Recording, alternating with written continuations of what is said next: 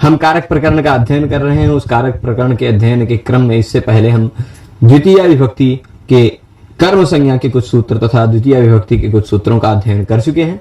उसी क्रम में इस व्याख्यान में हम एक द्वितीय विभक्ति का जिसका सबसे ज्यादा विस्तृत विषय है, ऐसा विषय अकथितम च, इस सूत्र का अध्ययन करेंगे। अकथितम च देखने में लगता है बहुत सिंपल सूत्र है, लेकिन सबके दिमाग को हिला के रख देने वाला सूत्र है। इसमें कारण यह है कि 16 धातुएं और 16 उदाहरण आपको देखने। कितने देखने? 16 धातुएं, 16 उदाहरण। अभी चलते हैं, शुरुआत करते हैं अकथितम च। ये सूत्र आपने पहले कई बार पढ़ा होगा, हो सकता है बहुत सारी कंफ्यूजन अभी भी बनी हो, पर वो सारी कंफ्यूजन आज इस क्लास के बाद नहीं रहेगी, कहीं चली जाएगी। चलिए अभी शुरू करते हैं। अकथितम च। अकथितम का मतलब क्या होता है? न कथितम इति अकथितम, जो न कहा गया हो, जो न कहा गया हो वही तो अकथित है। तो आप देखेंगे इससे पहले कर्तुरीप्सिततमम कर्म सूत्र था 49 नंबर पे, ठीक है। कर्तुरीप्सित 49 या 50 पे, एक दो सूत्र पहले कर्तुरीप्सिततमम कर्म, वह कर्ता का ईप्सिततम कर्म होता है, ये बताया था। ये क्या कहता है? अकथितम च, उस सूत्र से कर्म की अनुवृत्ति ले, अकथितम च कर्म। तो इस पूरा सूत्र क्या होगा? केवल पूरे सूत्र में केवल कर्तुरीप्सिततमम कर्म सूत्र से कर्म की अनुवृत्ति आ जाएगी, तो पूरा यह सूत्र हो जाएगा अकथितम च कर्म। अकथित भी कर्म होता है, यही इस सूत्र का तात्पर्य हुआ। अब क्या होता है अकथित? किस तरह से होता है अकथित? कितने सारे होते हैं अकथित? क्यों इनकी कर्म संज्ञा की आवश्यकता पड़ गई? ये सारी बातें सीरियल वाइज वृत्ति से देखते हैं। आपको बता दें, कारक जो होता है वह हमारी विवक्षा, हमारे कहने की इच्छा के आधार पर होता है। ये बात मैं बार बार बोलता रहूंगा क्योंकि आपको बातें दृढ़ हो जाए। जैसे आप कहेंगे कि मैं कारक पढ़ता हूं, तो आपने क्या कहा? मैं कारक पढ़ता हूं। आपने अपने आप को कारक बनाया, अपने कर्ता बनाया। कारक हो गया कर्म, पढ़ने होगी क्रिया। पर आप चाहें तो ऐसा कह दें, कारक पढ़ा नहीं जा रहा है, कारक पढ़ा नहीं जा रहा, कारक को प्रदान करके बोल सकते हैं, या कहें कारक कठिन है, या फिर ऐसा कहेंगे कि मतलब आप जिस तरह से बोलना चाहेंगे उसको उस तरह से बोल सकते हैं। कारक दिमाग पकाता है ना, कर्ता बना दिया। तो यानी आपकी विवक्षा, आप उस कारक सरल लगता है, हो गया अलग, कर्ता बना दिया। या कारक पढ़ने से मन खुश होता है। किसी तरह से भी आप जो बोलना चाहें, आपको बोलना वही मैं कारक पढ़ रहा हूं, उसको किसी तरह से बोलकर अपने बोलने की इच्छा से आप उसको किसी दूसरे कारक के रूप में भी कन्वर्ट कर सकते हैं, बदल सकते हैं, है ना। यानी सबसे प्रमुख महत्व अगर किसी का है तो वक्ता के बोलने की इच्छा का।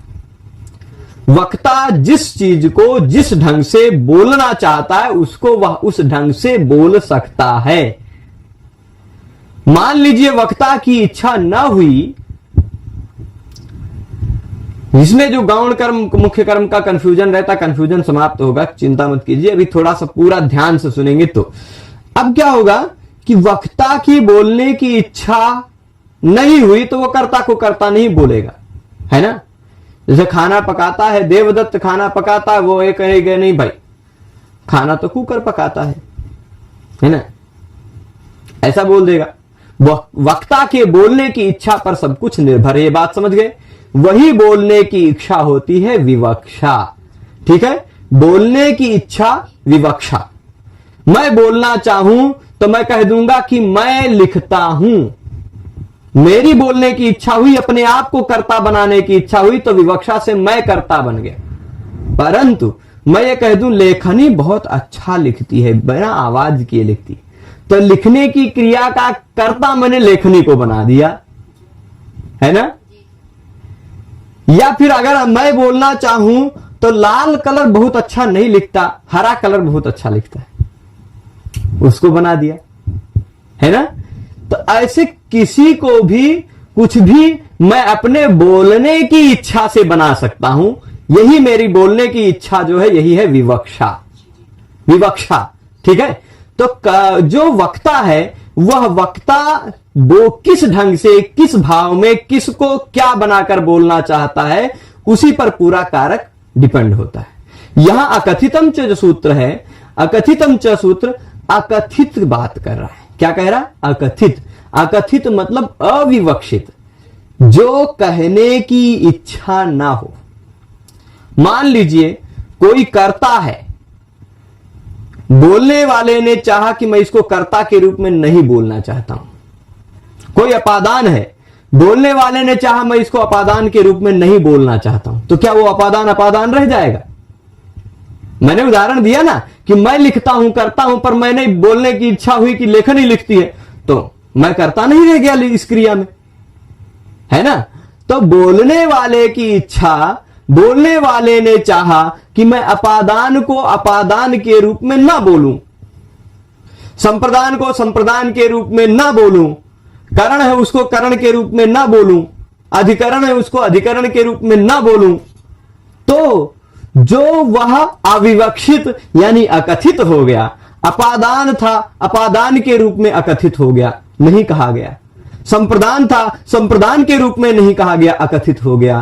करण था, करण के रूप में नहीं कहा गया, अकथित हो गया। अधिकरण था, अधिकरण के रूप में नहीं कहा गया, अकथित हो गया। मतलब वक्ता ने नहीं बोलना चाहा, करण को करण रूप में नहीं बोलना चाहा, अधिकरण को अधिकरण रूप में नहीं बोलना चाहा वक्ता ने, तो वो सारे करण, वो अधिकरण, वो अपादान, वो संप्रदान, सब के सब कर्म बन सकते हैं।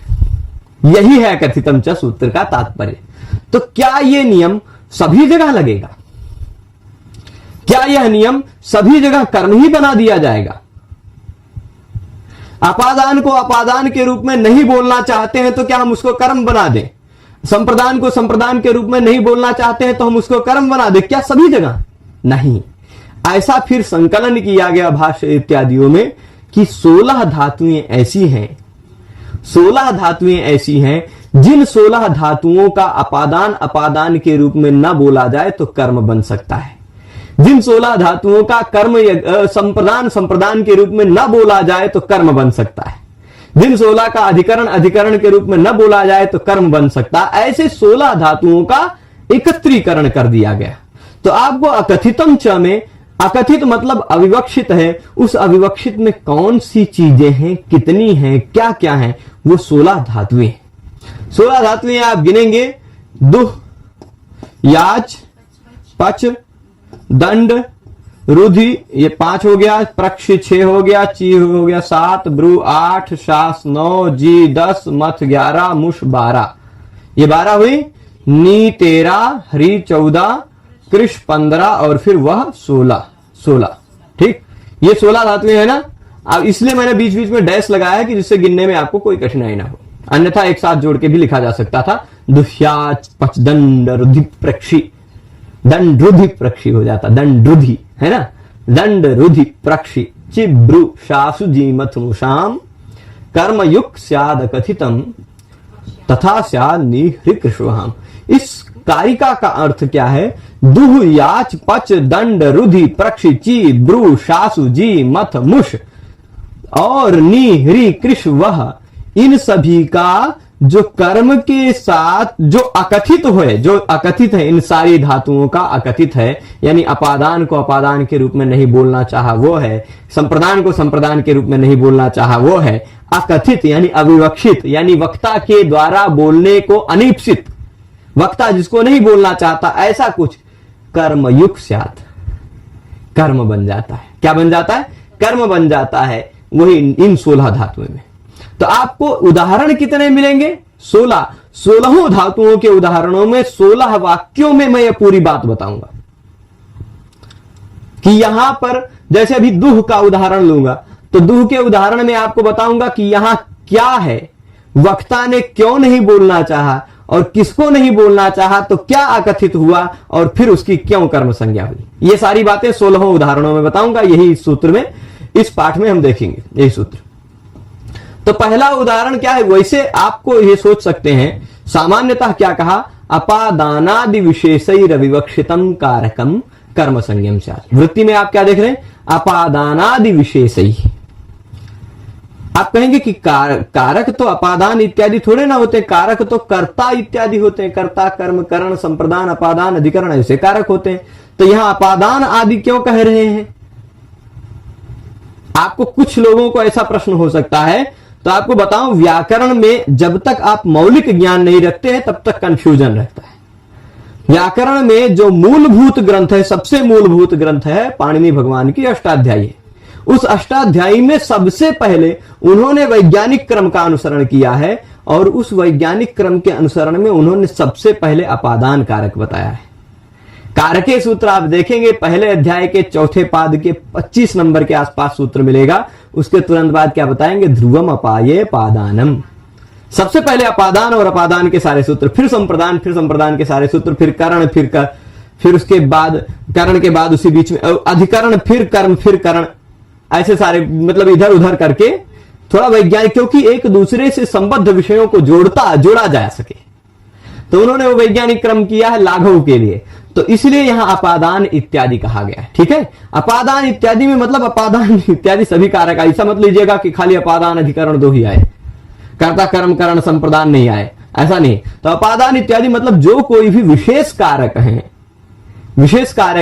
उन विशेष कारकों के रूप में जो अविवक्षित है, यानी जो नहीं कहा जा रहा है अपादान, पर अपादान के रूप में नहीं कहा जा रहा है संप्रदान, पर संप्रदान के रूप में नहीं कहा जा रहा है, अधिकरण है पर अधिकरण के रूप में नहीं कहा जा रहा है, ऐसा जो अविवक्षित है वह कारक कर्म कहलाया जा सकता है, उसको कर्म कहा जा सकता है। ठीक है, कर्म संज्ञम स्यात्। और ये 16 ही धातुएं होंगी। इन 16 धातुओं को हम क्रमशः देख लेते हैं। यहां देख लीजिए, दुहादीनाम द्वादशानाम, नीचे क्या लिखे हैं, दुहादीनाम द्वादशानाम। दुह इत्यादि जो है 12, ऊपर नहीं चल रहा है ना, चलेगा। दुह इत्यादि कितनी धातुएं हैं, 12 हैं। और नी प्रभृति नाम चतुर्नाम, नी इत्यादि 4, ऊपर दुह इत्यादि 12 है, नीचे नी ह्री कृष्वा 4 है, तो ये 4 हो जाएंगे। तो अब एतेषाम, इन सभी धातुओं को कर्म से जो युक्त होता है वह अकथित कर्म ऐसा परिगणन करना पड़ेगा। परिगणन मतलब क्या है, सभी धातुएं नहीं, किसी भी परिस्थिति में नहीं, ये खाली 16 धातुओं का परिगणन करना पड़ेगा। इन्हीं 16 धातुओं के प्रयोग होने पर कर्म से भिन्न जो कुछ भी दूसरा कारक है उसको उस कारक के रूप में नहीं बोलना चाहते हैं तो वो भी कर्म बन सकता है, मतलब 2 कर्म हो सकते हैं इन्हीं 16 धातुओं के प्रयोग में। ठीक है, तो अब 2 तरह से कर्म हुआ, एक तो कर्ता का क्रिया के द्वारा ईप्सित तम कर्म, और एक अन्य किसी कारक के रूप में न कहा गया हुआ अविवक्षित अकथित कर्म, है ना। दो तरह के कर्म होंगे। तो अब देख लीजिए, दोनों तरह के कर्मों का उदाहरण मैं बताऊंगा आपको। यहां दिख रहा होगा, पहला उदाहरण क्या है, दुह का। पहला उदाहरण क्या है, दुह का, यही बीच में मैं लिख के दिखाऊंगा। गोपाला, इस मतलब समझ लीजिए, दुह धातु का आप रूप देखेंगे थोड़ा सा अलग है। दोग्धि दुग्धा दुहंती, धोक्षि दुग्धा दुग्ध, दोह में दुहवा दुहमा, ऐसा रूप बनता है। तो इसलिए दोग्धि थोड़ा सा गड़बड़ लग रहा होगा, ये दोग्धि क्या आ गया, है ना। ये दोग्धि लट लकार का रूप है। दोग्धि मतलब होता है दुहता है। ठीक, दोग्धि में तिप प्रत्यय लगा, जैसे तो थोड़ा धोधा से ताको धा हो गया। अब दोग्धि है, गोपाला दोग्धि, दोग्धि मतलब दुहता है। कौन दुहता है, इसका कोई कर्ता होगा। तो चलिए मान लीजिए गोपाल हमने लिख दिया, गोपाल, गोपाला दोग्धि, क्योंकि यहां धी में तिप, जो तिप प्रत्यय उसके द्वारा कर्ता उक्त है, इसलिए कर्ता में प्रथमा विभक्ति लग गई। अब गोपाल क्या दुहता है, ठीक, गोपाल क्या दुहता है, गोपाल का दोहन क्रिया के द्वारा, है ना, गोपाल का दोहन क्रिया के द्वारा सबसे ज्यादा इष्ट क्या है, दूध। दूध को दुग्धम भी कह सकते हैं, पयः भी कह सकते हैं। यदि पयः कहेंगे तो पयः में भाई प्रथमा में भी पयः बनता, पयः पयसी पयांसी, द्वितीया में भी पयः पयसी पयांसी बनता है ना।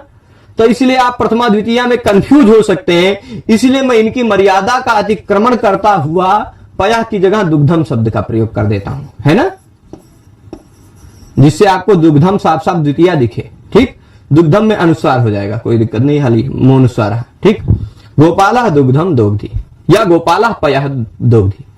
ठीक है, अब गोपाल दूध निकालता है कहां से? गाय से।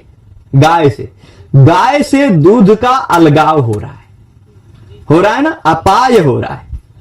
गाय से दूध का अलगाव हो रहा है, तो यहां जो गो शब्द है, गो शब्द है, यह अपादान है कि नहीं? अपादान है। परंतु दुह इत्यादि धातुओं के प्रयोग होने पर जो कोई अन्य अपादान इत्यादि है, यदि उसको कर्ता अपादान के रूप में ना बोलना चाहे तो क्या बोल सकता है? देखिए मोहन राम जी, यदि विषय को समझते जाएंगे तो प्रश्न किसी भी तरह का पूछे आप कंफ्यूज नहीं होंगे। यहां पर इसी एक उदाहरण में मैं 18-20 प्रश्न पूछ दूंगा तो फिर आप क्या करेंगे? मेरा काम आपको विषय समझाना, विषय। अब देखिए गोपाला गा, यहां पर मुख्य कर्म कौन सा है, गौण कर्म क्या है, यह पूछा जाएगा। या गो की यदि कर्म संज्ञा नहीं होती तो कौन सी संज्ञा होती, यह पूछा जा सकता है। दुग्ध कैसा कर्म है, यह पूछा जा सकता है। दुग्ध की कर्म संज्ञा किस सूत्र से हुई, यह पूछा जा सकता है। गो की कर्म संज्ञा किस सूत्र से हुई, यह पूछा जा सकता है। दोग्धी कहां का रूप है ना, तमाम प्रश्न बन सकते हैं। आप विषय समझने पर ध्यान दीजिए, विषय में पूरा शब्द सा बताता हूं। ठीक है, तो यहां क्या कह रहे हैं, दोग्धी यह लट लकार का रूप है। इस लट लकार के रूप के कारण कर्ता उक्त होने के कारण कर्ता में मान लीजिए हमने प्रथमा लगा दी। अब इस कर्ता का, गोपाल का, इस क्रिया कर दोहन की क्रिया के द्वारा सबसे ज्यादा इष्ट दुग्ध है। इसलिए कर्तुरीप्सित तमम कर्म, कर्तुरीप्सित तमम कर्म पहले के व्याख्यानों में हम पढ़ चुके हैं। कर्ता का क्रिया के द्वारा सबसे ज्यादा ईप्सिततम दुग्ध है, वह कर्म है। कर्म है ना, कर्म है। उस कर्म से जुड़ा हुआ गाय भी है, कर्मयुक्त। यह क्या कहा है, कर्मयुक्त स्यात् अकथितम। कर्म से जुड़ा हुआ होना चाहिए, वही अकथित हो सकता है, वही अकथित हो सकता है। तो उस दुग्ध से जुड़े हुए है गाय, भले ही अपादान है, वह अपादान है। कोई वक्ता ने नहीं चाहा कि मैं इस अपादान को अपादान के रूप में बोलूं, तो क्या करेगा वक्ता? वक्ता ने नहीं बोलना चाहा अपादान को अपादान के रूप में, तो यह अपादान कर्म बन जाएगा। किस सूत्र से कर्म बन जाएगा? अकथितम च से कर्म बन जाएगा। तो कर्मणि द्वितीया से यहां भी द्वितीया लग जाएगा। गोपाला गाम दुग्धम दोग्धी अथवा गोपाला गाम पयः दोग्धी। ठीक, अब यहां पर बातें समझने वाली जितनी है वो सारी बातें फिर से मैं निष्कर्ष बता दूं। यह है कर्ता, यह है मुख्य कर्म, क्योंकि कर्ता का ईप्सिततम कर्म है। और यह था अपादान पर अपादान के रूप में नहीं बोला गया। बोलने वाले ने, वक्ता ने नहीं चाहा कि इसको मैं अपादान को अपादान के रूप में बोलूं, अविवक्षित हुआ, कर्म से युक्त था, अविवक्षित हुआ, अकथितम च से यह भी कर्म हुआ। इन दोनों शब्दों में द्वितीया विभक्ति कर्मणि द्वितीया से लगी। ठीक है, कर्म है, कर्म क्योंकि तिप प्रत्यय के द्वारा अनुक्त है, अनुक्त कर्म में द्वितीया विभक्ति लगेगी। ठीक है, ये इतनी पूरी बात क्लियर है। तो गोपाला गाम दोग्धी पयः में आपसे प्रश्न बन सकता है कि गोपाला गाम दोग्धी पयः में गाम की कर्म संज्ञा किस सूत्र से है? तो अकथितम च। परंतु गोपाला गाम दोग्धी पयः में पयः की कर्म संज्ञा किस सूत्र से? तो भले ही सूत्र में एग्जाम्पल दिखाई पड़ रहा है, पर आपको विषय क्लियर होना चाहिए कि कर्ता गोपाल है, दुग्ध दोह रहा है, उसका क्रिया के द्वारा ईप्सिततम दुग्ध है, पय है, उसकी कर्म संज्ञा कर्तुरीप्सिततमम कर्म से होगी। ये बात क्लियर होनी चाहिए। और यह मुख्य कर्म है, यह गौण कर्म है, अकथित कर्म। पहला उदाहरण दुह का क्लियर हो गया। याच धातु पर आते हैं।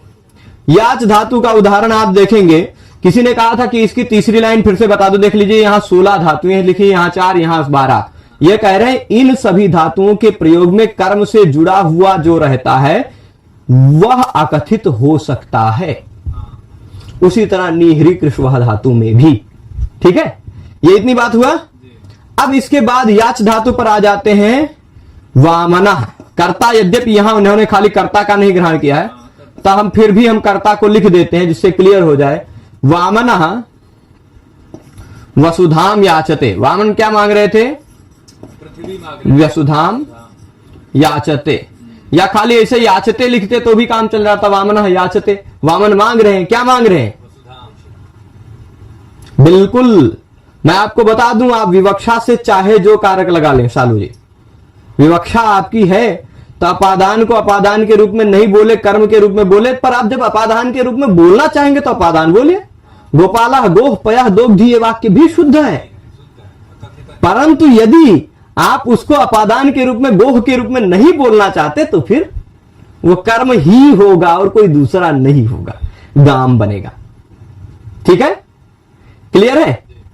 अब इसके बाद अब देख लीजिए, वामनः वसुधाम याचते। याचते है क्रिया, याचते क्रिया कर्तृवाच्य की एक वचन की क्रिया है, इसलिए इसका कोई कर्ता एक वचन में होगा। कर्ता उक्त हुआ, कर्ता प्रथमा, कर्तृवाच्य है। याचते, याच्यते नहीं है, याचते है। याच्यते होता तो कर्मवाच्य था, याचते है। ठीक है, अब याचते यह कर्तृवाच्य की क्रिया है। इस क्रिया का कर्ता वामन है। कौन मांग रहा है भाई? वामन मांग रहे। क्या मांग रहे हैं? 3 पद दो। स्वस्ति स्वागतम अर्थ्यहम वद विभो किम दीयताम मेदिनी दीयताम। एक ही श्लोक में संवादात्मक में कहा है, वामन जब उनके पास पहुंचते हैं बलि के पास तो कहते हैं स्वस्ति, तो कल्याण। वो कहते हैं क्या? तो कहे स्वागतम, ये कहेंगे स्वस्ति, वो कहेंगे स्वागतम। तो कहेंगे अर्थी अहम, मैं अर्थी हूं, मैं मांगने आया हूं। तो कहेंगे वद विभो किम दीयताम, है ना, बोलो बोलिए आपको क्या दिया जाए। तो फिर वो एक शब्द में कहेंगे मेदिनी, धरती दीजिए। तो कहे कामात्रा, कितनी धरती दी जाए आपको? कहेंगे मम विक्रमत्रय पदम, मेरे कदम से 3 कदम। तो कहे दत्तम, दे दिया, जाओ ले लो जहां का।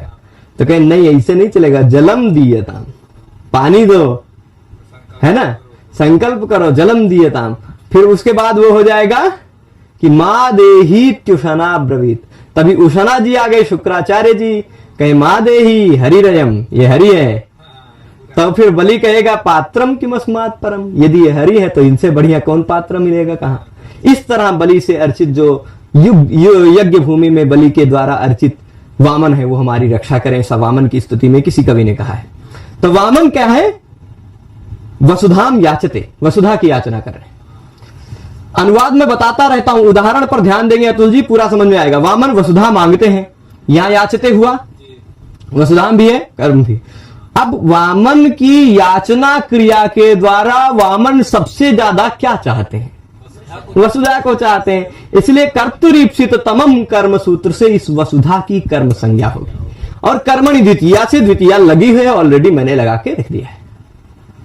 ठीक है, अब इसके बाद ये इतना क्लियर है, वामना वसुधाम याचते। पर अब कहां से मांगते हैं? किससे? किससे मांगते हैं? तो बलि से मांगते हैं। अभी बलि शब्द को लिखा, इसमें कोई विभक्ति नहीं लगा रहे हैं। बलि नाम का एक राजा था, प्रहलाद के पुत्र विरोचन का पुत्र था, प्रहलाद का नाती बलि। इस बलि से क्या मांगते हैं?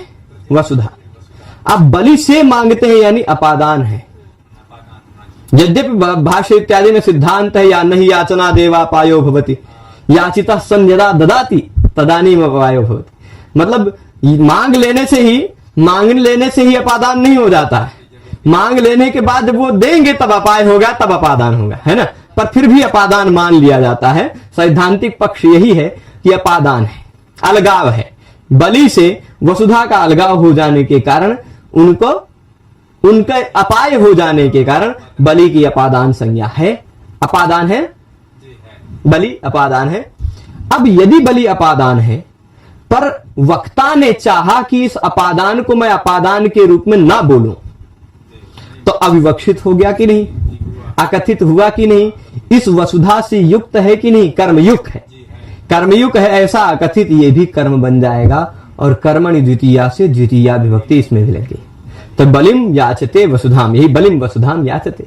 ठीक है, अब यहां पर आप एक बात ध्यान दीजिएगा। कोई पूछ रहे किस परीक्षा के लिए, तो जिस भी परीक्षा में कारक प्रकरण लगा हुआ है, जहां भी आपको द्वितीया विभक्ति में यह सूत्र, द्वितीया विभक्ति के अंतर्गत कर्म कारक में यह सूत्र पढ़ना ही है।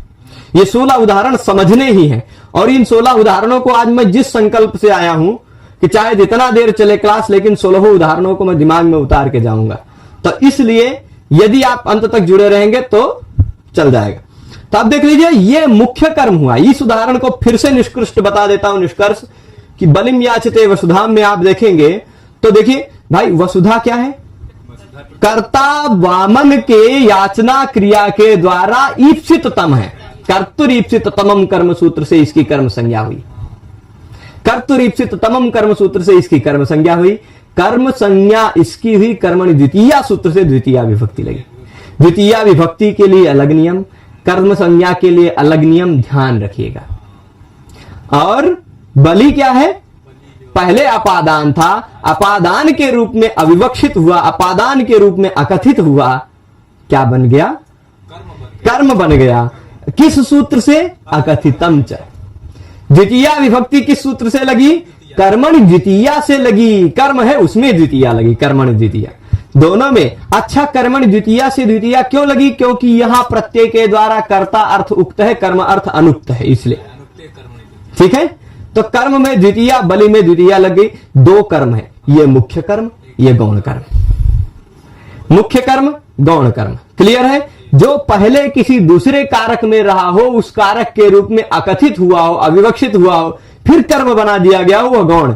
और जो कर्ता का ईप्सिततम है वह मुख्य कर्म। ठीक है, यह भी उदाहरण क्लियर है। किसकी कौन सी सूत्र से कर्म संज्ञा है, किसके कौन से सूत्र से द्वितीय विभक्ति लगी, ये पूरा क्लियर हो गया। दुहयाच के बाद अब पच का उदाहरण ले लीजिए। पाचका पचती, पाचका नहीं, चलिए मान लीजिए पाचक की जगह पे देवदत्त नाम रख देते हैं, है ना? व्याकरण देवदत्त, भाई ये देवदत्त, चैत्र, मैत्र, ये सब है। देवदत्त, यज्ञदत्त, चैत्र, मैत्र, ये सब लावारिस पड़े रहते थे, कहीं भी उठा लेते थे तो व्याकरण वाले या साहित्य वाले, न्याय वाले सभी लोग उदाहरण में इन्हीं देवदत्त इत्यादि को रख लेते, है ना? कुरिया होगा कि नहीं। वास्तविकता क्या है, पहले हम सब भी, हमारी यह सभ्यता है कि हम सब मानते हैं भगवान की कृपा से हम सब आए, हम सभी देवदत्त हैं, देव के द्वारा दिए हुए हैं। हमारे माता पिता को देवता ने ही हमें दिया है ना? तो इसलिए हम सभी देवदत्त हैं। ऐसा मत समझिएगा कि देवदत्त नाम का कोई व्यक्ति रहा होगा, पर मान लीजिए देवदत्त शब्द से सबका ग्रहण हो सकता है, इसलिए कोई नाम नहीं लेकर के देवदत्त हो गया। ये देवदत्त क्या कर रहा है? पका रहा है। देवदत्ता पचती, ठीक, देवदत्त पका रहा है। अब देवदत्ता पचती अगर कह रहे हैं ना, तो इसमें एक रहस्य है। वो रहस्य वाली बात क्या है कि देवदत्त रसोईया है, अपने लिए नहीं पचा रहा है। देवदत्त अगर पचते होता तो पता चल जाता कि हो सकता है देवदत्त कोई स्टूडेंट होगा, अपने लिए पका रहा है। आत्मनेय पद प्रयोग होता तो अपने लिए है। परस्मय पद का यहाँ प्रयोग है। उभय पदी धातुओं का अगर परस्मय पद में प्रयोग हो तो उस क्रिया का फल दूसरों को भी मिलता है, यानी देवदत्त के पकाने का फल दूसरों को मिलेगा, यानी देवदत्त रसोईया है। ठीक है, चलेगा। अब देवदत्ता पचती, ये बात हुई। पचती क्रिया में टिप प्रत्यय, उसके द्वारा कर्ता हुआ, इसलिए कर्ता में प्रथमा विभक्ति लगी। क्या पका? देवदत्त करता है, पचन क्रिया के द्वारा सबसे ज्यादा किसको चाहता है? तो भात पकाता है, ओदनम। ठीक, यह मुख्य कर्म हुआ। कर्ता का क्रिया के द्वारा, देवदत्त कर्ता का पचन क्रिया के द्वारा सबसे ज्यादा इष्ट है ओदन, इसलिए ओदन की कर्म संज्ञा हुई कर्तुरीप्सिततमम कर्म सूत्र से। और कर्म सूत्र होने, कर्म संज्ञक होने के कारण कर्मणि द्वितीया से द्वितीया विभक्ति इसमें लग गई। इतने में कोई दिक्कत नहीं ना? यह कैसा कर्म होगा? मुख्य कर्म होगा। किस सूत्र से कर्म संज्ञा होगी? कर्तुरीप्सिततमम कर्म सूत्र से होगी। और द्वितीया विभक्ति किस सूत्र से लगेगी? कर्मणि द्वितीया से। इतना मैं बार बार बोलूंगा कि जिससे कभी कंफ्यूजन ना रहे। कारक में कंफ्यूजन नाम की चीज नहीं। अब फिर इसके बाद यहां देख लीजिए, देवदत्ता ओदनम पचती हो गया, पर किससे पकाता है? पहले तंडुल थे ना, तंडुलों से पकाता है ना, चावल से, है ना?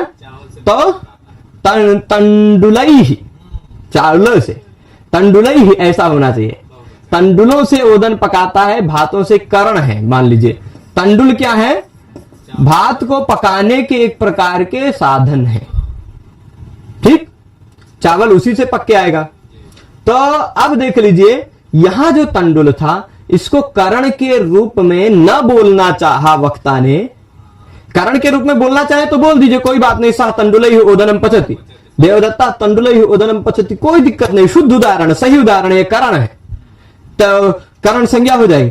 परंतु यदि इस करण को करण के रूप में ना बोलना चाहे तो अविवक्षा हुई, कर्म करण को करण के रूप में न बोलना चाहे तो ये भी इस पच धातु का है ना, इसलिए कर्म संज्ञक हो जाएगा।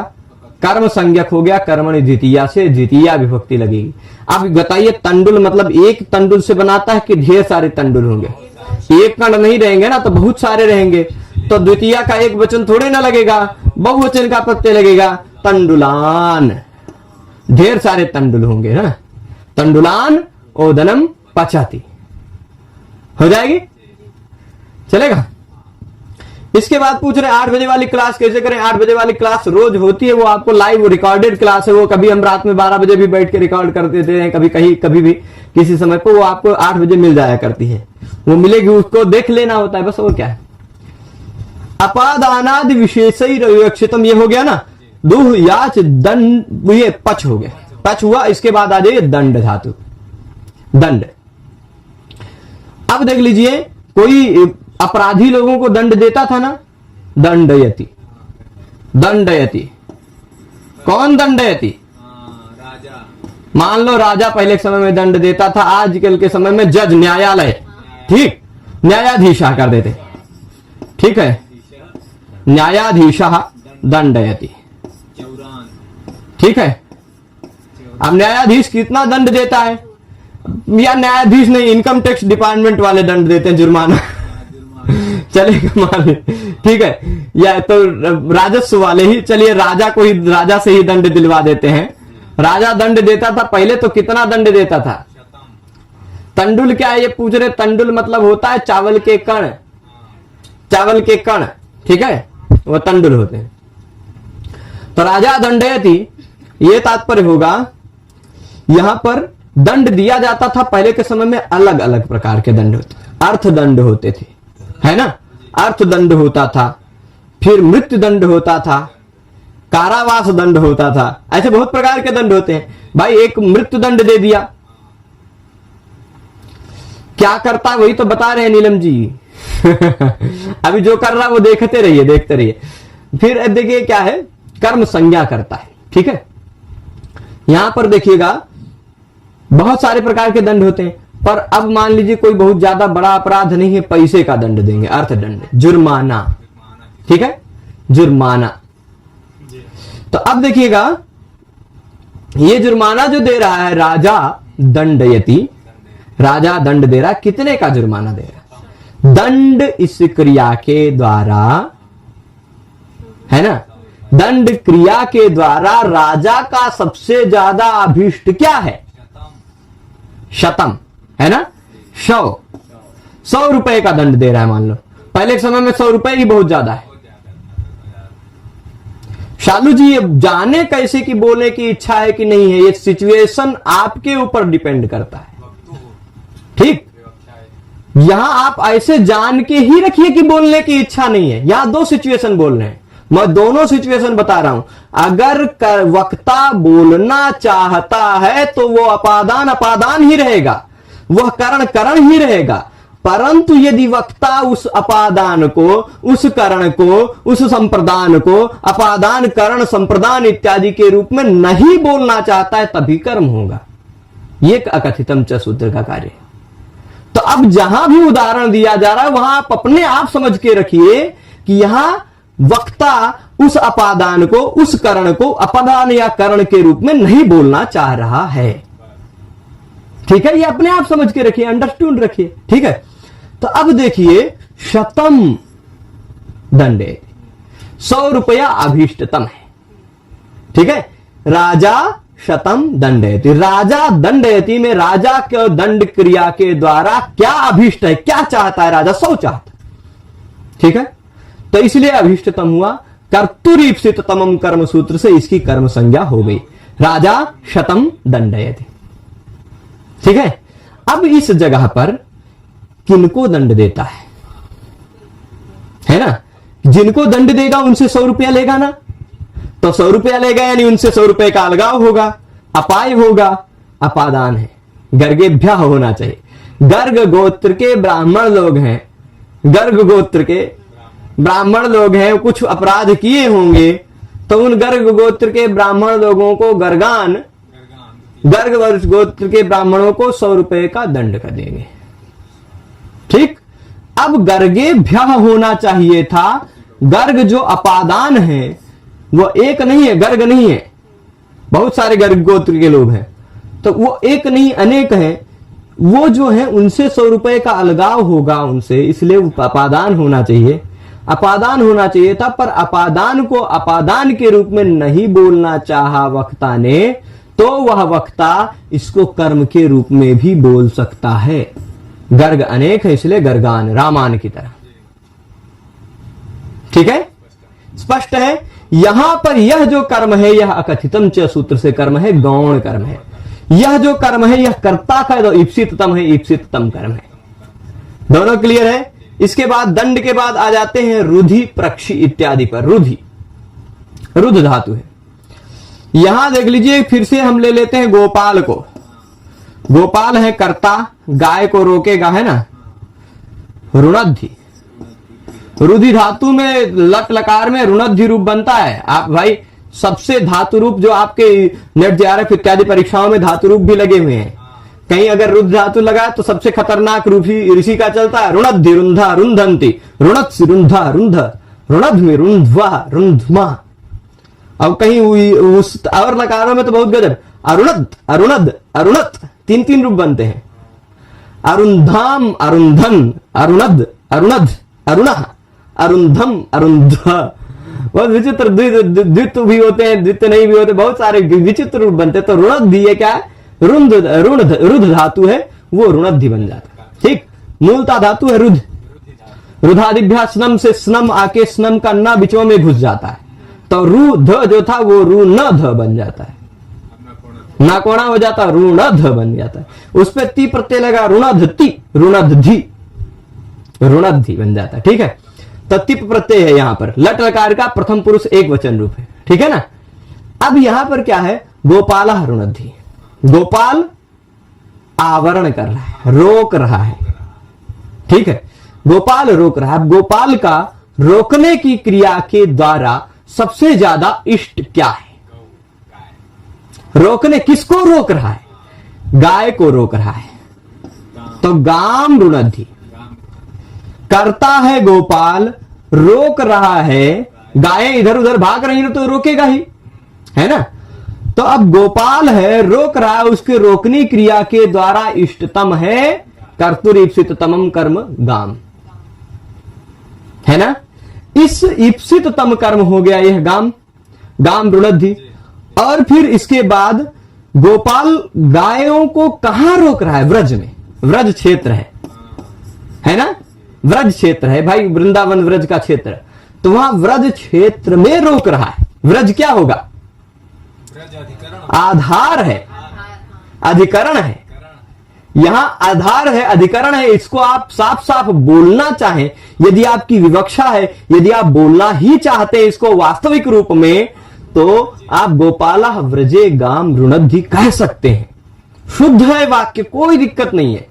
परंतु ये 16 धातुओं में रुणद्धि जो है ना, ये इन 16 धातुओं की लिस्ट में आता है।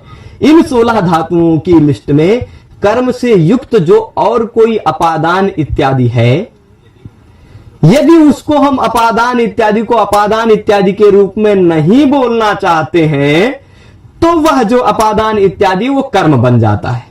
तो अगर इस व्रज जो अधिकरण है, इस अधिकरण को अधिकरण के रूप में हम नहीं बोलना चाह रहे हैं, तो यह क्या बन गया? कर्म। कर्म में कर्मणि द्वितीया से फिर द्वितीया लग गई। ठीक, तो व्रजम, व्रजम गाम रुणद्धि, वहां रुणद्धि की जगह अवरुणद्धि उपसर्ग लगा के भी कर दिया। उदाहरण यहां देख लेंगे आगे क्या, गर्गान सतम दंडयति के बाद है व्रजम अवरुणद्धि गाम। उदाहरण आगे के पेज में उसको लगा दिया है हमने, है ना, व्रजम अवरुणद्धि गाम। रुद्ध के बाद पृक्ष धातु था, पृक्ष का पृच्छति। ठीक, कर्ता जोड़ते जाते हैं, लिखा ही है इसी में। अब थोड़ा सा स्पीड, ये वीडियो बिल्कुल प्राइवेट हो जाएगी, क्योंकि सब चीजें हमेशा के लिए यूट्यूब पर मिलती रहेंगी, तो फिर यहां के संस्था का खर्चा कैसे चलेगा, है ना। तो इसलिए आप सब ऐसा मत सोचे कि सब कुछ हमेशा मिलती रहेगी। आप ये खाली जो लोग ऐप में जुड़े हैं उन लोगों के लिए बनाया जा रहा है, लेकिन आप सब भी इसका लाभ उठा सके इसलिए यहां लाइव दिया जा रहा है। ठीक है, आप सब इसका लाभ उठा सकते हैं, इसलिए नियमित होना आप सबकी जिम्मेदारी है। रोज शाम को 7 बजे से अगर लाइव क्लास जारी है तो रोज शाम को 7 बजे आपको एकाग्र होकर बैठना चाहिए, है ना। संस्था आपके बारे में भी सोच रही है निःशुल्क, लेकिन उसके बाद फिर संस्था के अभ्युदय के लिए आपको कुछ सशुल्क भी तो होना चाहिए ना। संस्था का अभ्युदय संस्कृत का ही अभ्युदय है, ये भी समझिएगा, और संस्कृत का ही कार्य हो रहा है। तो अकथितम च कहता है, तब इसको बता रहे थे, इसमें मानवकम पंथानम पृच्छति। पृच्छति मतलब पूछना, पूछता है। अब कौन पूछता है भाई? पथिक। रास्ता पूछ रहा है तो कौन होगा? पथिक पूछ रहा है। ठीक, पथिका पृच्छति, है ना। पथिक पूछता है, इस पूछने की क्रिया का कर्ता हो गया पथिक। पथिक क्या पूछ रहा है? पथिक का पूछने की क्रिया के द्वारा इष्टतम है पंथा, मार्ग। इसलिए कर्तुरीप्सिततमम कर्म से पंथा की कर्म संज्ञा होगी। पथिन शब्द की पंथानम उसमें कर्मणि द्वितीया हो गई। ठीक, तो मानव पथिका पंथानम पृच्छति। ठीक है, अब किससे पूछता है? जिससे पूछ रहा है वो अपादान है। यहां भी वही पक्ष उठाया गया है, नहीं प्रश्नादेव अपायो भवति, पृष्ठः यदा यदोत्तरम ददाति तदानीम अपायो भवति। पूछने के बाद जब वह उत्तर देता है तो उससे उस विषय का अलगाव होता है, बोलता है। आख्यातोपयोगी इत्यादि में भी वक्ता की अपादान संज्ञा होती है। तो फिर वो मानवक है, अपादान है, क्योंकि मानवक से पूछ रहा है, मानवक से पूछ रहा है ना। अब मानवक से पूछ रहा है यानी मानवक है अपादान। उस अपादान को वक्ता ने अपादान के रूप में नहीं बोलना चाहा तो वह अकथित हुआ, वही कर्म हो गया। अकथितम च सूत्र से इसकी कर्म संज्ञा हुई। अकथितम च सूत्र से कर्म संज्ञा हो गई, हुई ना। चलेगा, इसके बाद आगे चलते हैं। यहां पर मुख्य कर्म पंथानम, गौण कर्म ये हो गया। आगे देखते हैं, रुधि पक्षी के बाद ची धातु। ची का चिनोति होता है, यहां उदाहरण अवचिनोति दिया। ची है, उसके बाद ब्रू है। ची ब्रू शास जी मत मुश, इतने बचे। ची ब्रू शास जी मत मुश, 6 बचे हैं अभी ये, और 4 वो 12 उदाहरण, 6 4 10 उदाहरण बचे। हमने 16 में से 6 उदाहरण देख लिए, 10 अभी बचे हैं। अब थोड़ा, क्योंकि 6 उदाहरणों में हम समझा चुके हैं वही चीजें, तो वही चीजें बार बार आ रही, इसलिए थोड़ा सरल हो जाएगा। अब भाई फलानी चिनोती, चिनोती है मान लीजिए, ठीक है, चुनता है। चिनोती मतलब, अब चिनोती मतलब चुनता है। कौन चुनता है भाई? मान लीजिए वन रक्षक है, वन रक्षक, जंगल का रक्षक, जंगल का पालक रखते हैं ना लोग, तो वन रक्षक अवचिनोती, वन रक्षक चुन रहा है, अवचयन कर रहा है। क्या चुन रहा है भाई? तो उसको चुनने की क्रिया के द्वारा सबसे इष्ट है फल, फल चुन रहा है ना। मान लीजिए शबरी है, शबरी चुन रही थी फल, वो शबरी वाला उदाहरण ज्यादा अच्छा रहेगा। वन रक्षका की जगह पे शबरी रख दे, है ना, तो शबरी ज्यादा सही रहेगा। शबरी चिनो, अवचिनोती, शबरी चुन रही है। क्या चुन रही है? शबरी का उस चयन क्रिया के द्वारा सबसे ज्यादा इष्ट क्या है? इष्टतम क्या है? कर्तु इप्सिततमम कर्म। ये मक्षिका जी आ गई हैं। हाँ, तो चलेगा, यहां पर देखते हैं, शबरी फलानी अवचिनोति, शबरी किम करोति?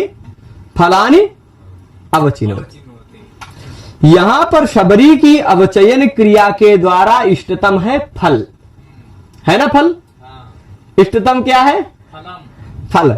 अब फल हो गया कर्तुरीप्सिततमम कर्म सूत्र से कर्म संज्ञा हुआ ना। फल भी कर्म है, मुख्य कर्म है, फल। और शबरी कहां से फल चुन रही है? वृक्षों से। शबरी कहां से चुन रही फल? वृक्षों से। तब वृक्षों की अपादान संज्ञा है, अपादान है। तो शबरी वृक्षात फलानी अवचिनोति, आप बोले वाक्य पूर्णतः शुद्ध है। परंतु यदि वृक्ष जो अपादान है, उस अपादान को आप अपादान के रूप में नहीं बोलना चाहते, तो वह कर्म बन जाएगा। अकथितम च से इस वृक्ष की कर्म संज्ञा हुई, यह गौण कर्म है, कर्म है, इसलिए कर्मणि द्वितीया से द्वितीया लग गई, उसी तरह पहले की तरह ही। ठीक है। अब इसके बाद धर्मम ब्रूते, अथवा ब्रू और शास दोनों धातु एक साथ लिया, ब्रूते अथवा शास्ति। ब्रूते मतलब कहता है, शास्ति मतलब उपदेश देता है, वही बात है। ठीक है। तो क्या है, गुरु ब्रूते, गुरु बोलता है। ठीक है। ब्रूते अथवा शास्ति, कहा ब्रूते, गुरु। ब्रूते में कर्तरी अर्थ में, इसलिए गुरु कर्ता में प्रथमा लगी, शास्ति में भी कर्तरी अर्थ में, इसलिए गुरु में प्रथमा लगी। अब गुरु ब्रूते क्या बोल रहा है, गुरु, गुरु का बोलने की क्रिया के द्वारा अथवा गुरु का अनुशासन करने की, उपदेश देने की क्रिया के द्वारा सबसे ज्यादा अभिष्ट क्या है, धर्म। धर्म है जी, धर्म को ही बोल रहा है ना, धर्म का ही तो उपदेश दे रहा है ना। तो इसलिए गुरु का बोलने की या उस क्रिया के द्वारा सबसे इष्टतम है धर्म। धर्म है ना, इसलिए धर्म की कर्तुरीप्सिततम कर्म से कर्म संज्ञा होगी, मुख्य कर्म है। धर्म मुख्य कर्म हुआ। और किसको बोल रहा है, तो जिसको बोल रहा है ना, जिसको बोल रहा है वह है संप्रदान, है ना, जिसके लिए बोल रहा है, शिष्य के लिए बोल रहा है ना। अहम तुभ्यम हितम वदामि, मैं तुम्हें हित बोल रहा, तुम्हारे लिए हित बोल रहा। तो अब यह जो मानवक है, यह गुरु मानवकाय धर्मम ब्रूते बोलेंगे तो संप्रदान में चतुर्थी लगाकर बोल सकते, कोई दिक्कत नहीं, सही है। यहां जैसे मैंने बताया वृक्षात होता तो भी वाक्य सही है, अपादान है, अपादान के रूप में बोले कोई दिक्कत नहीं। परंतु यदि अपादान को अपादान के रूप में नहीं बोलना चाहे, यहां जो संप्रदान है, इस संप्रदान को हम संप्रदान के रूप में नहीं बोलना चाहे, यह अकथित हो गया, अपने स्वरूप में अकथित हुआ। तो जो कुछ भी अकथित होता है इन 16 धातुओं के प्रयोग में, वह कर्म हो जाता है। तो अब मानवक अकथित हुआ, यानी मानवक हो गया कर्म। कर्म हुआ ना, पूरी तरह से क्लियर है। तो मानवक कर्म हुआ या गौण कर्म हुआ, धर्म कर्म हुआ, मुख्य कर्म हुआ। मानवकम धर्मम ब्रूते गुरु। ठीक है, क्लियर है इतना। आगे चलते हैं, अथवा इसी तरह शास्ति भी हो जाएगा, मानवकम धर्मम शास्ति। इसके बाद अब शासु के बाद कौन सा धातु है, जी। कुछ लोग शासु यहां पढ़ रही थी ना, शासु धातु, तो वो शासु बहु वाली शासु नहीं है, शासु अनुशिष्ट, ठीक, अनुशासन देने वाले हैं ना, वो शासु भी अनुशासन करती हैं। हाँ चलिए अब देखिए, शतम जयति देवदत्तम, शतम जयति देवदत्तम। यहां पर देखिएगा, कोई है, कोई व्यक्ति है, वो जुआ खेल रहा है या और किसी शर्त इत्यादि में 100 जीत जा रहा है। कितना जीत रहा है, 100। तो कौन जीत रहा है, मान लीजिए देवदत्त से जीत रहा है, तो कोई दूसरा कोई दत्त रख देते हैं, यज्ञ दत्त को रख देते हैं। ठीक, यज्ञ दत्त जी देवदत्त जी से 100 रुपया जीत रहे हैं, शर्त लगा के, चलो आज अरुण जी अकथितम जब पूरा पढ़ा लेंगे तो 100 रुपया, हाँ शर्त लगा दिया है ना। अब हम पूरा पढ़ा दिए, तो यज्ञ दत्त जी 100 रुपया मान लीजिए जीत रहे हैं। यज्ञ दत्ता जयति, यज्ञ दत्ता जयति, यज्ञ दत्त जीत रहा है। तो यज्ञ दत्त का जय क्रिया के द्वारा इष्टतम क्या होगा, 100। इसलिए कर्तुरीप्सिततम कर्म से इष्टतम क्या हुआ, कर्म संज्ञा हुई शतम की, हुई ना। और किससे जीत रहा है, ये देवदत्त से जीत रहा है। तो देवदत्त के पास से 100 रुपया निकल जाएगा, उसका अपाय हो रहा है। इसलिए देवदत्त जो अपादान है, अपादान को अपादान के रूप में बोलना चाहे आप स्वतंत्र हैं। प्रत्येक कारक विवक्षा से होता है, वक्ता की इच्छा से होता है। वक्ता स्वतंत्र है, वक्ता उसको किसी कारक के रूप में बोलना चाहे बोल सकता है। तो यदि आप उसको अपादान के रूप में बोलना चाहें तो आप स्वतंत्र हैं, बोल सकते हैं। आप यज्ञ दत्ता देवदत्ता शतम जयति कह सकते हैं, शुद्ध है वाक्य, कोई काट नहीं सकता। परंतु इसी देवदत्त को अपादान के रूप में नहीं बोलना चाहते आप। यदि इस अपादान को अपादान के रूप में नहीं बोलना चाहते तो यह क्या हो जाएगा, अकथित है, हो जाएगा, अविवक्षित हो जाएगा और अकथित कर्म होता है। अकथितम च, क्लियर है पूरा? अकथितम च से यह भी कर्म हो गया या गौण कर्म हुआ, इसमें भी कर्मणि द्वितीया से द्वितीया विभक्ति लगी। ठीक है, चलेगा? तो यहां सब जगह द्वितीया कौन सा मुख्य कर्म है, कौन सा गौण कर्म है, यह जरूर ध्यान रखना है। और जो गौण कर्म है वह पहले क्या था, जैसे ये पहले अपादान था, ये पहले संप्रदान था, है ना? आगे देखते जाइए। फिर इसके बाद सुधाम क्षीर निधिम मथनाति, सुधाम क्षीर निधिम मथनाति, व्याख्याकार लोग इसका दो ढंग से अर्थ निकालते हैं। ठीक, व्याख्याकार लोग सुधाम क्षीर निधिम मथनाति इसका दो ढंग से अर्थ निकालते हैं। दो ढंग से अर्थ निकालने पर यहां दोनों मुख्य कर्म, दोनों गौण कर्म हो सकते हैं। मैं दोनों बात बता देता हूं। क्या है, कुछ लोग कहते हैं कि सुधा के लिए, अमृत के लिए समुद्र को मथ रहे हैं, ऐसा अर्थ ले लेते हैं। किस लिए? सुधा के लिए, यानी अमृत के लिए समुद्र को मथ रहे हैं। के मथना, कह मथनाति देव, मान लीजिए देव, देवः देवः मथनाति क्षीर निधिम मथना, तो देव मथ रहा है यहां किस लिए? सुधा के लिए। किसको मथ रहा है? अमृत, समुद्र को। ऐसा अर्थ लेते हैं। अथवा कुछ लोग ऐसा लेते हैं कि क्षीर निधि से अमृत को मथ रहा है, ऐसा भी अर्थ ले सकते हैं ना, क्षीर निधि से अमृत को मथ रहा है। पर मेरा मानना क्या है कि सुधा के लिए क्षीर निधि को मथ रहा है, ये वाला अर्थ ज्यादा सही। ठीक, तो आप क्या कहेंगे? देवः मथनाति, देव मथ रहा है। मथने की क्रिया के द्वारा सबसे ज्यादा इष्ट क्या है उसको? समुद्र, क्योंकि मंथन किसका करेगा? समुद्र का। तो इसलिए यह हो जाएगा इष्टतम मुख्य कर्म। अगर उसको ऐसा अर्थ लेते हैं कि क्षीर निधि से अमृत को मथ रहा है, ऐसा अर्थ लेंगे तो भाई देव का मथन क्रिया के द्वारा इष्ट क्या हो जाएगा? अमृत।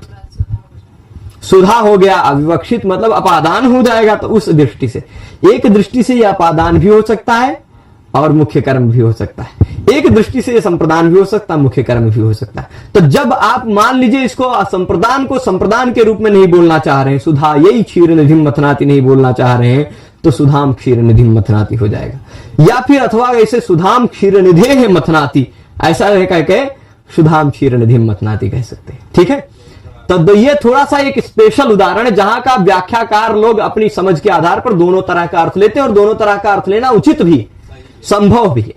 अमृत के लिए समुद्र को मथता है अथवा समुद्र से अमृत को मथता है, दोनों अर्थ लिया जा सकता है ना। तो समुद्र से अमृत को मथता है या कहेंगे तो समुद्र अपादान है, और अमृत के लिए समुद्र को मथता है तो अमृत हो गया संप्रदान, है ना। तो दोनों को अविवक्षित मान सकते हैं, दोनों को भी यहां कर्म संज्ञा हुई, पर दोनों स्थिति में एक को मुख्य एक को गौण कर्म माना जाएगा। मेरा मानना है कि आप सुधा को मुख्य कर्म मानिएगा। ठीक है, चलेगा। इसके बाद आगे चलते हैं। देवदत्तम शतम मुष्णाति, मुष्णाति मतलब होता है चुराता है, चुराता है, चोर भी आया भाई, है ना।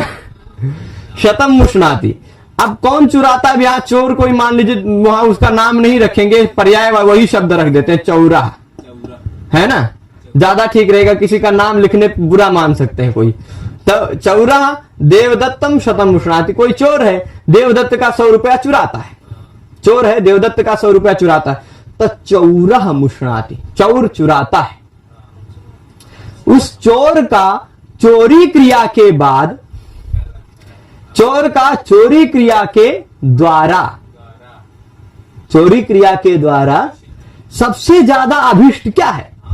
100 रुपए, है ना। तो कर्ता का क्रिया के द्वारा ईप्सिततम है सत, वह हो गया कर्तुर ईप्सिततमम कर्म से कर्म संज्ञा हुई, कर्मणि द्वितीया से द्वितीया लग गए। अब किसका 100 रुपया चुराता है, किससे 100 रुपया चुराता है? देवदत्त जो अपादान था वह अपादान भी कर्म बन गया। हाँ, ज्यादातर अपादान है। आप 12 उदाहरण में 7-8 उपादान रहेंगे। विकास जी कह रहे हैं मेरा नाम लिख दीजिए। विकास जी ऐसा नहीं है, आपका नाम क्या लिखेंगे? आप तो हमारे परिचित है, विशेष हैं, है ना, वैयाकरण है आप। अब चलेगा ग्राम मजाम नयति हरति वहति कर्षति। कर ये बात ना, नी हरि कृष वह चारों धातुओं का एक ही एग्जाम्पल दे दिया। ठीक, चारों धातुओं का एक ही उदाहरण दे रहे हैं। क्या क्या? अजाम ग्रामम नयति, अजाम ग्रामम हरति, अजाम ग्रामम कर्षति, अजाम ग्रामम वहति। ठीक, अब मान लीजिए कोई व्यक्ति है गांव में अजा को ले जा रहा है, अथवा गांव से अजा का हरण करते हुए ले जा रहा है, अथवा गांव में अजा को खींचते हुए ले जा रहा है, या गांव में बकरी को ढोते हुए ले जा रहा है, वहन करते हुए। कंधे पे उठा के लेके चल जाते हैं ना बकरी को, वहन करते हुए ले जा रहा है। ठीक है, अब कोई भी चीज कर रहा हो, वो कौन होगा? कौन होगा? मान लीजिए सोमदत्त सोमदत्त देवदत्त इत्यादि को ना लेकर के किसी एक मानवक को ले लेते हैं। मानवक है ना, सोमदत्त देवदत्त बकरी कहां पालन करेंगे? है ना, चलेगा चलेगा। मानवक है कोई, मानवक मतलब कोई बच्चा है ना। अब वह बच्चा किस समुदाय का है, कैसा है, ये नहीं बताया जा रहा। तब मानवकः अजाम ग्रामम नयति, मानवकः नयति अथवा मानवकः हरति अथवा मानवकः कर्षति अथवा मानवकः वहति। तो इस मानवक का जो कर्ता है, उस कर्ता का नयन क्रिया के द्वारा, वहन क्रिया के द्वारा, हरण क्रिया के द्वारा, या कौन सा नयन हरण वहन खींचना, ले जाने की क्रिया के द्वारा, या ले जाना, हरण भी ले जाना ही होता है, खींचना या ढोना, इन सारी क्रियाओं के द्वारा क्या इष्टतम है, किसको ले जा रहा है, किसका हरण कर रहा है, किसको खींच रहा है, किसको ढो रहा है? अजा। तो अजा यानी बकरी हो गई मुख्य कर्म, है ना, मुख्य कर्म हो गई अजा, है ना। तो अजा की हो गई कर्म संज्ञा, कर्तुरीप्सिततमम कर्म से कर्मणि द्वितीया से द्वितीया लगा दी। पर कहां पर ले जा रहा? ग्राम, जो अधिकरण है ना। ग्रामे अजाम नयति, ऐसा भी प्रयोग करिए, कोई दिक्कत नहीं। ग्रामे अजाम हरति, ग्रामे अजाम कर्षति, ग्रामे अजाम वहति, कैसा भी प्रयोग करिए, कोई दिक्कत नहीं है। परंतु वह जो ग्राम अधिकरण है, उस अधिकरण को अधिकरण के रूप में यदि आप नहीं बोलना चाहते, तो वह अधिकरण कर्म बन जाएगा, ग्रामम हो जाएगा। वह अकथितम च से कर्म होगा, अकथित कर्म होगा। ठीक है, गौण कर्म होगा। तो इस तरह से हमने देखा 16 धातुओं में, ये जो है ना, इन 16 धातुओं के प्रयोग में, 16 धातुओं के प्रयोग में, ये बता दे रहा हूं, 12 दुह याच पच दंड इत्यादि और 4 निहरी इत्यादि, ये इन 16 धातुओं के प्रयोग में क्या है अंतर? वो थोड़ा सा अंतर वो कर्म वाच्य परिवर्तन में वो आता है। गौणे कर्मणि दुह्यादे प्रधान निहरी कृष्वहाम, वो चीजें आपको इस परीक्षा में काम में नहीं आएंगी, है ना। तो इसलिए उसको नहीं बताएंगे। यदि आप विस्तृत पढ़ना चाहते तो ओझा गुरुजी ने विस्तार से पढ़ाया है, कारक प्रकरण संस्कृत गंगा ऐप पर भी उपलब्ध है, वो देख सकते हैं। तो अब देखेंगे, अब मैं बता रहा था कि यहां पर इन 16 धातुओं के प्रयोग में जो भी अपादान है या संप्रदान है या अधिकरण है या करण है, इन्हीं 4 का उदाहरण मिला और किसी का उदाहरण नहीं मिला, है ना। अपादान, संप्रदान, करण, अधिकरण, इन चारों के 4 हैं। इन चारों में से कोई एक है 16 धातुओं के प्रयोग में, और वह इन चारों में से जो कोई एक है, करण, अधिकरण, अपादान, संप्रदान, वह यदि करण के रूप में नहीं बोलना चाह रहा है कर्ता, अधिकरण को अधिकरण के रूप में नहीं बोलना चाहता है, संप्रदान को संप्रदान के रूप में नहीं बोलना चाहता है, अपादान को अपादान के रूप में नहीं बोलना चाहता है, तो द्वितीया कर्म हो जाएगी, उसकी कर्म संज्ञा होने के कारण द्वितीया विभक्ति हो जाएगी। अब इसके बाद बिल्कुल विशाल जी कह रहे हैं, मान्या भवद्भिः उदाहरणानि उक्तानि तानि बहुवचने वचनं कथम नहीं। चलिए, सारे उदाहरण को हम बहुवचन में बदल देते हैं। कह रहे हैं कि जितने उदाहरण हमने कहे हैं, सभी उदाहरणों को बहुवचन में बोला जा सकता है क्या? बिल्कुल बोला जा सकता है। देखिए, जैसे यहां गाम दोग्धि पयः, अब पयः नहीं, पयः क्या है? गाम, पयः एक वचन है, पयांसी, है ना। तो गाय दूध बहुत सारी हो जाएंगी, बहुत सारी दूधों को दूह रहा है है ना। लेकिन गोपाला है, गोपाला, या फिर कर्ता को बहुवचन में ले जाएंगे, गोपाला गाम पया दुहंती, गोपाला दुहंती, ऐसा कर दीजिए। आप कर्ता के हिसाब से क्रिया को ले जाना है तो कर्ता में बहुवचन करके क्रिया को बहुवचन कर दीजिए, या कर्म को ही बहुवचन करना है तो क्रिया में कोई परिवर्तन ही नहीं करना, कर्ता में कोई परिवर्तन ही नहीं करना, वो कर दीजिए। इतना तो सामान्य नियम पता होना चाहिए, ठीक है। अब आपको मैं बता दूं, मथ के उदाहरण को फिर से बताने को कहा है। मथ का उदाहरण थोड़ा सा अपवाद है, मथ का उदाहरण थोड़ा सा अपवाद है, इसलिए क्योंकि इसका आप दोनों उदाहरण ले सकते हैं, दोनों अर्थ ले सकते हैं। मथता है, समुद्र को मथता है, किसके लिए? अमृत के लिए समुद्र को मथता है।